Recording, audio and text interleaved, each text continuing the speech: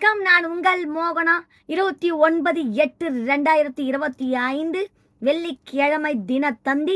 சிறுவர் தங்க மலர். இதோ பாருங்க, சிறுவர் தங்க மலர். பண்டை தமிழரின் பழக்க வழக்கம். தமிழர்கள் தங்கள் வீட்டிற்கு வந்த விருந்தினர் திரும்பி செல்லும் போது அவர்களை பிரிவதற்கு மனமில்லாமல் வருத்தப்பட்டனர். அவர்களை வழி அனுப்புகிற போது அவர்கள் செல்ல இருக்கும் தேர் வரை 7 அடி நடந்து சென்று வழி அனுப்பி உள்ளனர்.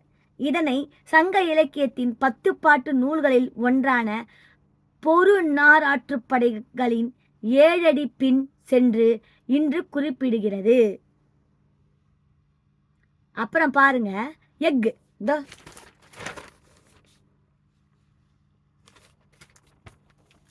எஃகு என்பது இரும்புடன் சிறிதளவு கார்பன் மற்றும் பிற தானியங்கள் கலக்கப்பட்ட ஒரு உலோக கலவையாகும். ரயில் பெட்டிகள் பெரும்பாலும் எஃகு, அலுமினியம் போன்ற உலோகங்களால் செய்யப்படுகின்றன. ரயில் பெட்டிகளின் சட்டகம், கூரை மற்றும் பக்கவாட்டு சுவர்களை உருவாக்க பயன்படுகிறது. எஃகு அதிக எடையை தாங்கும் திறன் கொண்டது. இது ரயில் மோதல்கள் மற்றும் பிற விபத்துகளிலிருந்து பாதுகாக்க உதவுகிறது. அப்புறம் பாருங்க, பாரத ரத்னா குடும்பம். ஒன்று நேருஜி, ஒன்று இந்திரா காந்தி அம்மா, ஒன்று ராஜீவ்காந்தி அவர்கள்.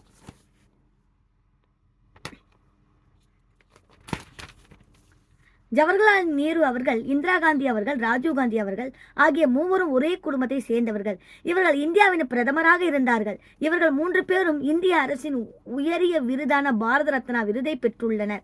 நேருவும் இந்திரா காந்தியும் அவர்களாலேயே விருதினை பெற்றனர். அவர்களாகவே விருதினை பெற்றனர். ஆனால் ராஜீவ்காந்தி அவர்கள் இறந்த பிறகு விருது வழங்கப்பட்டது. எனவே அவரின் சார்பாக சோனியா காந்தி அவர்கள் அந்த விருதினை பெற்றார்.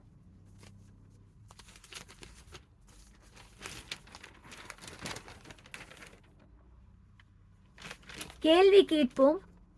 இத பாருங்க, கேள்வி கேட்போம். தீக்குச்சி.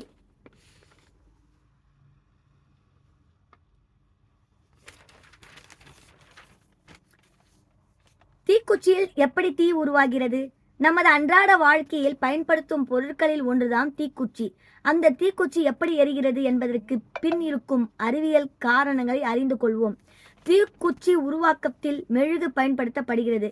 தீக்குச்சியின் தலையில் பொட்டாசியம் குளோரைடு, ஆன்டிமனி, ட்ரைசல்ஃபைடு, காந்தகம் போன்ற ரசாயன கலவைகள் இருக்கின்றன.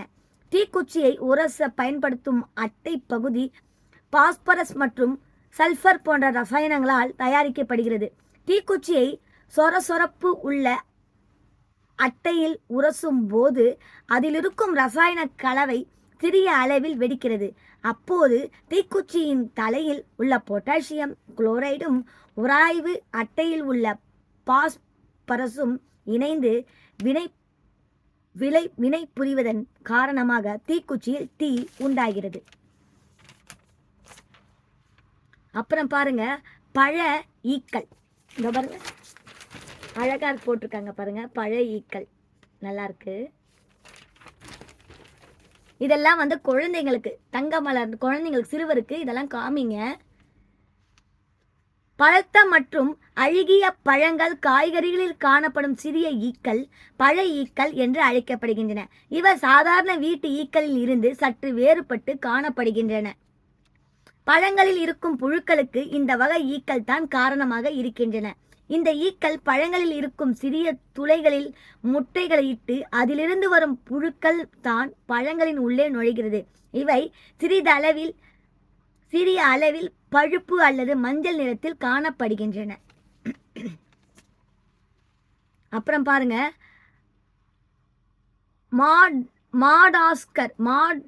மாடகாஸ்கர் எனப்படும் தீவு நாடு பற்றியும் அங்குள்ள முக்கியமான உயிரினங்கள் பாரம்பரிய சின்னம் பற்றியும் இத்தொகுப்பில் அறிந்து கொள்வோம். மாடகாஸ்கர் வரலாறு, பாரம்பரிய சின்னம். எவ்வளோ அழகா இருக்கு பாருங்க, தண்ணி காமிச்சிருக்காங்க பாருங்க, எவ்வளோ சூப்பரா இருக்கு.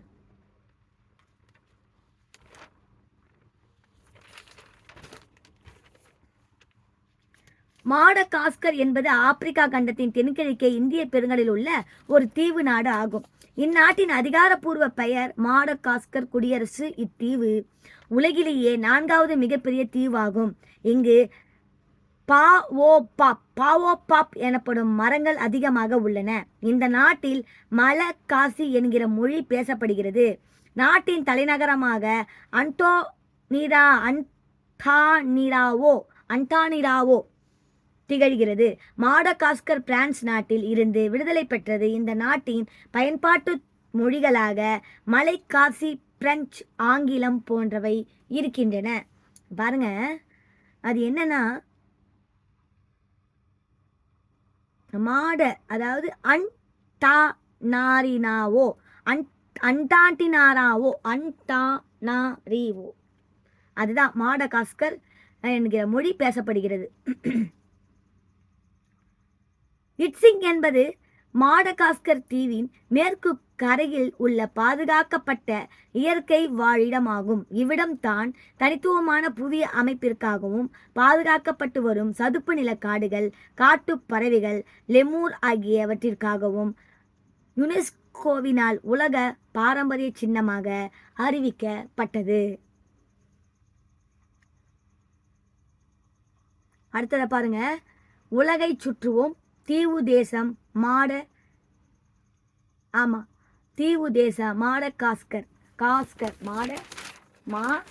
மாடகாஸ்கர் இத பாருங்க.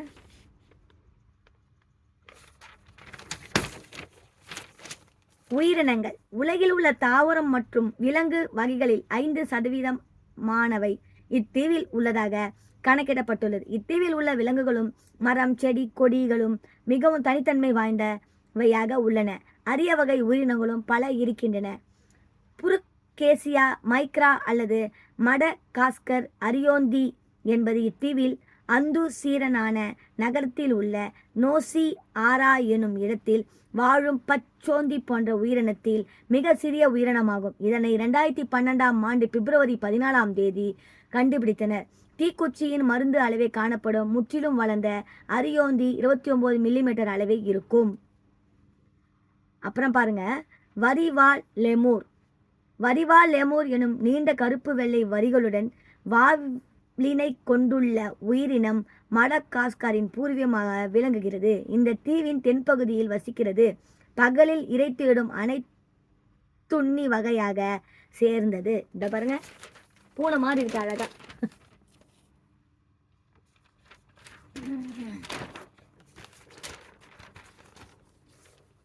குழந்தைங்களாம் எவ்வளோ அழகாக இருக்காங்க பாருங்க, குட்டீஸ்லாம். இத்துடன் இந்த தங்கமலர் செய்திகள் முடிவடைகிறது. மேலும் வேறொரு செய்தியுடன் நான் உங்களை சந்திக்கிறேன். அதுவரை உங்களிடம் இருந்து டாடா பை பை சொல்லி விடைபெறுகிறேன். உங்கள் மோகனா. நன்றி, வணக்கம்.